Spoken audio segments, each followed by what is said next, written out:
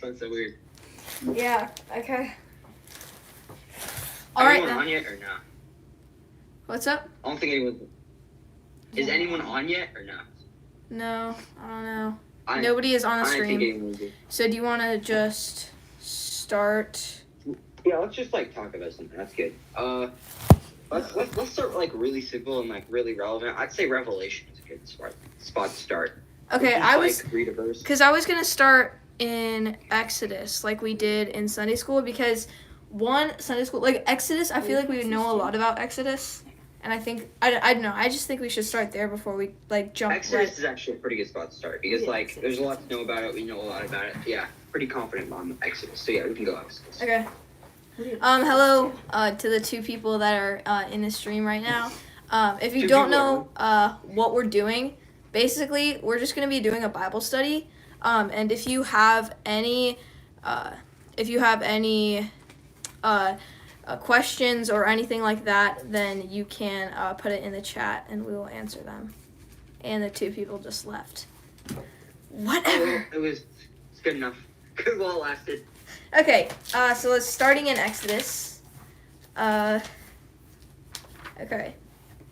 Let's start off. So you want to start? Yeah, go ahead. Okay, I guess we could just each read maybe like 5 verses or something. Oh yeah, that works. Okay. Hello to the one viewer that's in here. If you're wondering what we're doing, we're just doing a Bible study, and if you have any questions about God or anything like that, you can put them in the chat, and we will answer anything. And they left. Oh my goodness, this is harder than I thought. So the person who comes is like scrolling. So we need to like just act like we're doing something, and maybe that could gain their interest. Yeah. All right, I'll go ahead and just start reading from 1, and then like we can talk about what I read, and then you can go and Joshua can go. Yeah, go ahead. These are the names of the sons of Israel, who came to Egypt with Jacob, each with his household: Reuben, Simeon, Levi, and Judah, Issachar, Zebulun, and Benjamin, Dan, and Naphtali, Gad, and Asher. All of these descendants of Jacob were 70 persons. Joseph was already in Egypt. All right, so what's that essentially saying is that, like, these people are going to Egypt. You know, Jacob's descendants are in Egypt right now, and they're multiplying. And this is like, that's all you need to know. It's bouncing right off of where we left off in Genesis, where Joseph's entire family came to Egypt in search of food from the famine, and they decided to stay there because Joseph welcomed them there, and now they are multiplying all throughout Egypt. And then next, all right. Okay, I can read the next ones. Yeah, you can go. Well, you ended off at 5, right? Yeah. So I started at 6. I did. Okay. Then Joseph died, and all of his brothers, and all that generation. But the people of Israel were fruitful and increased greatly, and they multiplied and grew exceedingly strong, so that the land was filled with them. And I'm going to stop there because that's kind of the end of that story. Yeah. So it just shows that there is a lot that the Israelites that are now in Egypt are growing really strong, and they're gaining in power. Anything else? Yeah, God is kind of helping them do this. He's favoring them in a way. Mm-hmm. So because it is they can his eventually, chosen people. become the greatest people. Yeah. Mm-hmm. And so then, Joshua, do you want to start off at verse 8 then? Yeah. Then a new king, to whom Joseph meant nothing, came to power in Egypt. Look, he said to his people, the Israelites have become far too numerous for us. Come, we must deal shrewdly with them, or they will become even more numerous, and, if war breaks out, we'll join our enemies, fight against us, and leave the country. So they put slave masters over them to oppress them with forced labor, and they built Pithom and Ramesses as store cities for Pharaoh. But the more they were oppressed, the more they multiplied and spread, so the Egyptians came to dread the Israelites. So, I guess to read that, it shows that there's a lot of, there's a lot they're making now now Pharaoh realizes, hey, the Israelites are growing a lot, so we need to do them, and so now they just start oppressing them and forcing them, and that's how they got into this whole thing before. So it's kind of like setting, like the setting. Anything else to say?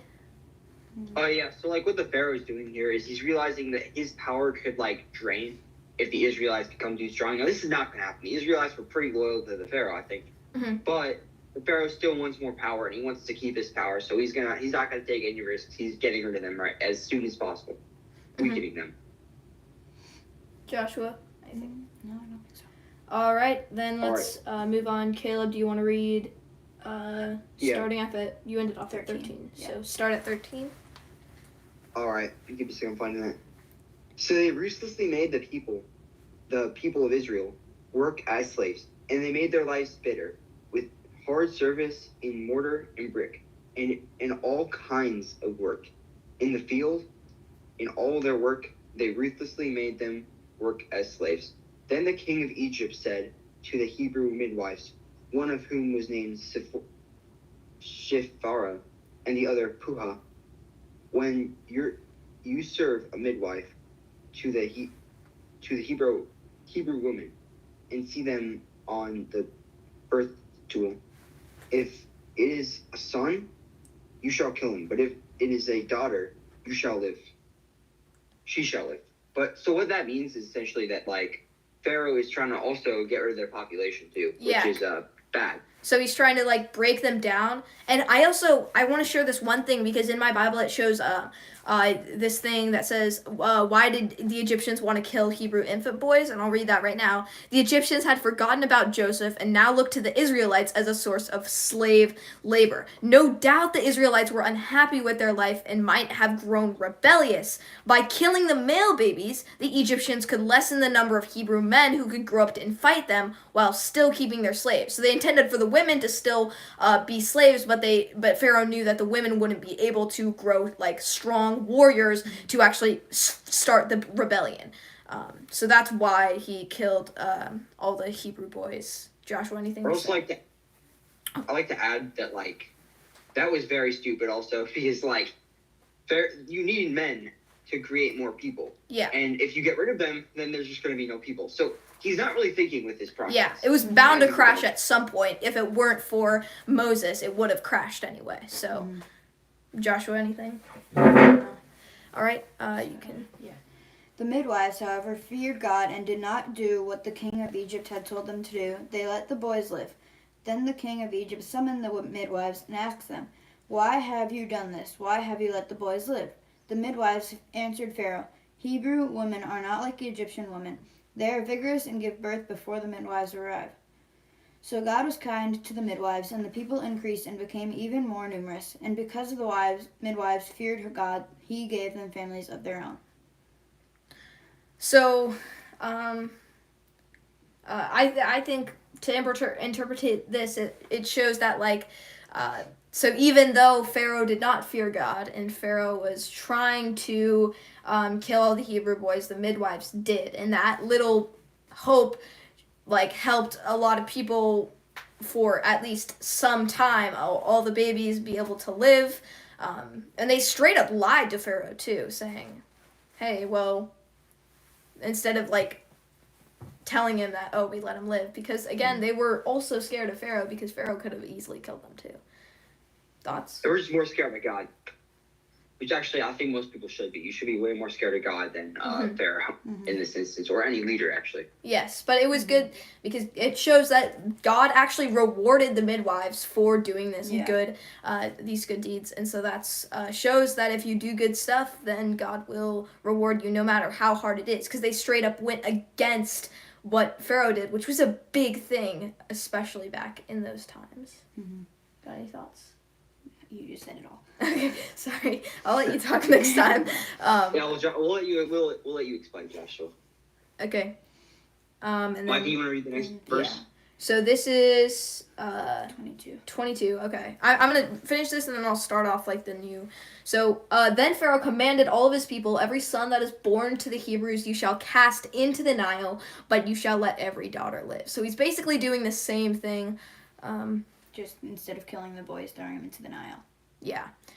So now we are at the birth of Moses, chapter 2. So I'm going to start off and read just a few verses from that, and then we can go off from that.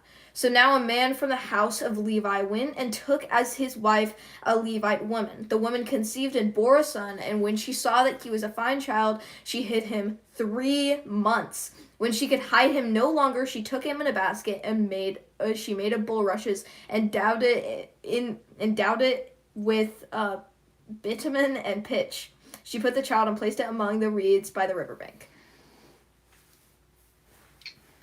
So Yes, this is just Moses. This is the beginning of Moses, and as we can see, it's a very high-stress area. when she saw that he had a son, she didn't want to give him away because she loved him very much. So instead of killing him or putting him in the Nile, she put them in a basket with some tar on it to keep it from filling up with water so that the son would live. And she also did, Moses' mother did a lot, because as you could see, not only did she just give birth to them and then put him in the river, but she did all she could, because it says she hid him for 3 months. 3 months after. That's a long time. Yeah, that's like a long time after all. She did everything she could, and then she couldn't do it anymore, and she had, and it's also just sad, because, your child, you've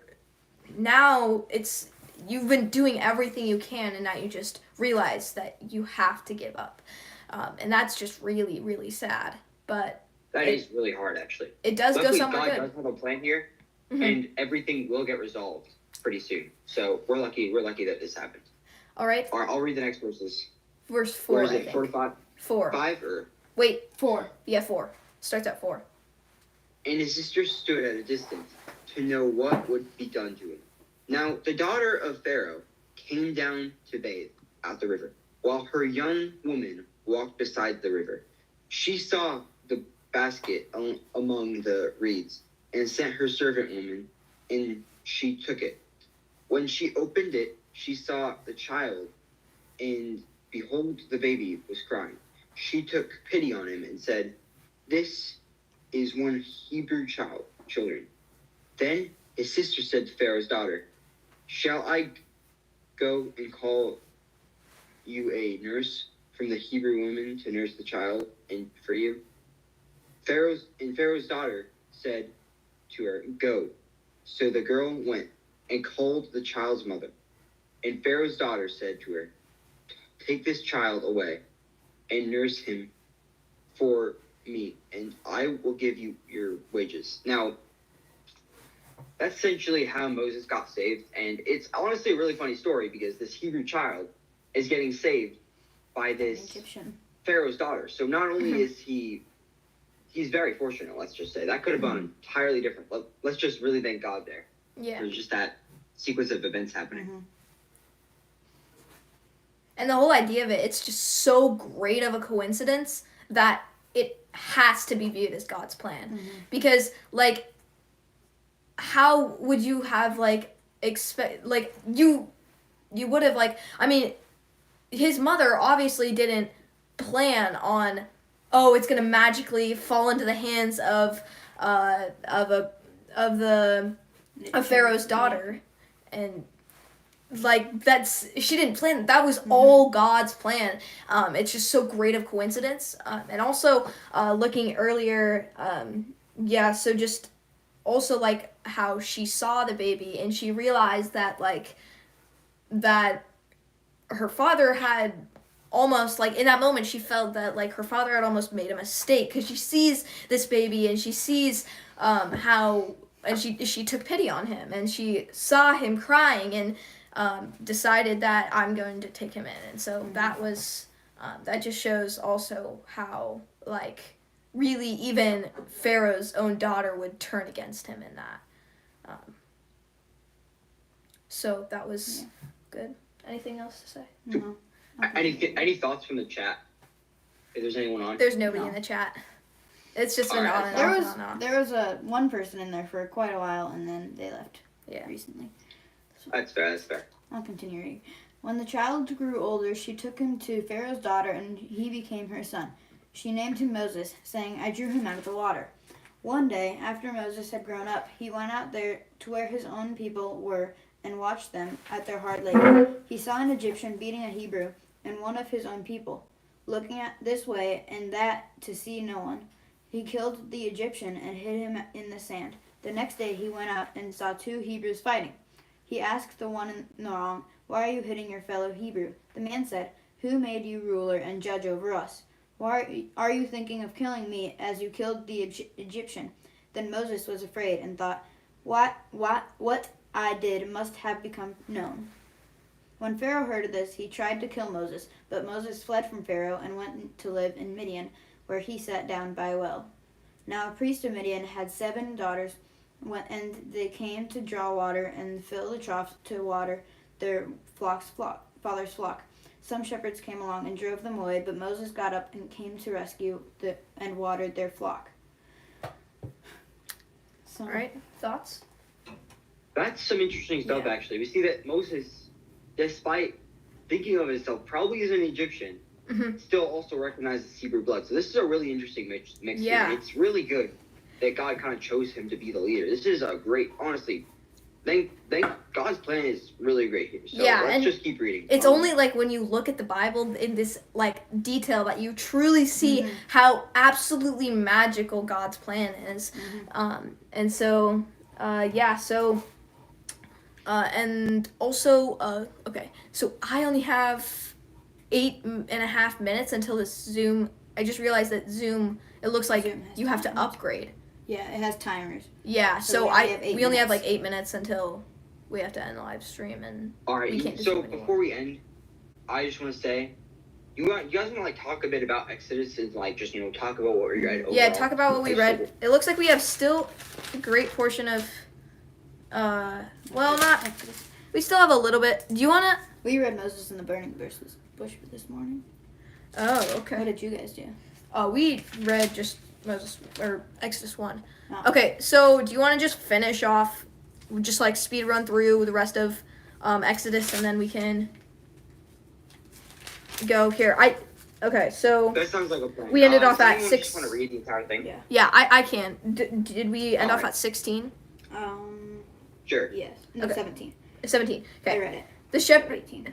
Oh, So 18. you read 18. When they came to the home to their father Reuel, he said, "How is it that you have come home so soon today?" They said, "An Egyptian delivered us out of the hand of the shepherds and even drew water for us and watered the flock." He said to his daughters, "Then where is he? Why have you left the man? Call him, that he may eat bread." And Moses was content to dwell with the man, and gave Moses his daughter Zipporah. She gave birth to a son and called his name Gershom. And for he said, "I have been a sojourner in a foreign land." The God of Isaac and the God of Jacob. And Moses hid his face, for he was afraid to look at God. Wait. Is I that? think you skipped some. Yeah, in a foreign land. Oh, yeah. Okay, so now we're at God hears Israel's groaning. So during those days, the days like that they're in slavery, during those many days, the king of Egypt died, and the people of Israel groaned because of their slavery and cried out for help. Their cry for rescue or for slavery came up to God, and God heard their groaning, and God remembered his covenant with Abraham, with Isaac, and Jacob, and he saw all the people of Israel, and God knew, the God of Isaac and the God of Jacob. And Moses hid his face, for he was afraid to look at... Wait, I messed that up. I'm still messing that up. Okay, yeah, anyway, sorry. God saw the people of Israel, and God knew. So, just a little recap. Do you want to go first? Sure. Yeah, so just what we're seeing in the... Yeah. So the start of Exodus, it was talking about all of the Israelites and the new Pharaoh. So with that, Pharaoh ordered everyone to kill their baby boy.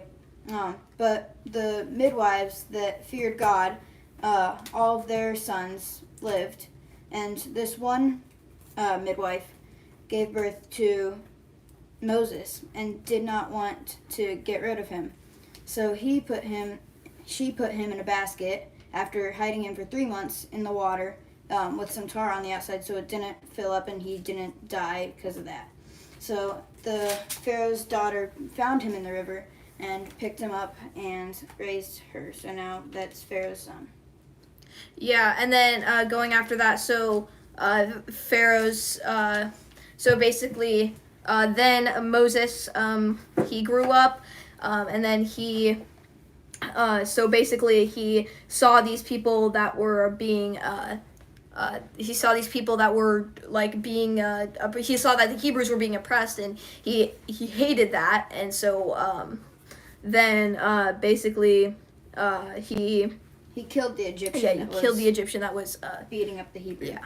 And then basically now he realized that what he's done and he has to flee, so he fled to the land of Midian, and then basically he helped these other the others people, and so then he was brought into their house, and then he was treated well, and then he was given one of the guy's daughters as a wife. And then, Caleb, do you want to go with the last part from 23 to the end? What happens in there? Of course, yeah. I'll go from 23 to the end. Okay. During those many days, the king of Egypt died, and the people of Israel groaned because of their slavery and cried out for help. Wait. Their cry for rescue. Caleb, No, we're going over it. We're recapping it. Oh, sorry. So, like, you want to recap what? He's on out. You still like, my bad. So, like, what's happening here is that, like, the Pharaoh dies. So now they think this is the opportunity for freedom. They ask for help from God. And now in the future, this is going to be in the future books, God goes to Moses and says, let my people get free. And that's kind of the story of how Exodus begins. That's how Moses comes from this Egyptian to freeing the Israelites and eventually becoming the great man we know him in the Bible. Now, Moses did make some mistakes in the future, as we will see. But for the most part, he was one of the best prophets and one of the greatest, actually, yet in the Bible. And he was so close to God. And also another recap on that last verses, it shows how God heard their groaning. And that really sets like a huge life application example for us. It shows that God heard the Israelites cry for help. He heard them. He heard that they were in this struggle, and he answered. And he answered with Moses. So that proves that God is always with us, and he's always helping us, and he's always there, and he hears our cries for help, and he always answers. Maybe not in the way that we think, but he always answers. So we have about 2 minutes left if we want to just talk about. Yeah, I'll cap a little your thought up, and I'll add a bit more. But God hears you. When you pray, you better believe that God's hearing you and that it will be yours. Mm-hmm. That's important. That's one of the most important parts of prayer. If you believe it, then it can become true. But you have to believe. Mm-hmm. Believe is the key part of Christianity. If you believe in Jesus, you're saved. If you have the Holy Spirit in you, you're saved. Yeah. So it's just all about believing and showing God that you actually care. I think that's pretty much it. And then I think thank you for everyone who stopped in, if anyone's still there. Nobody's there. No. Nobody's even liked the stream. They popped in for a maximum of like 5 seconds. But man. Oh well. Hey, yeah. Whatever. Post this online. And then we'll get some traction so more people can come. If you are watching this after the stream has ended, hope you took something from this stream. Hope you learned something from it, and just remember that God is always going to be with you, no matter what happens. So, anyway. Yeah. So. Skit Boys. Skit Boys out. Skit Boys. See you guys.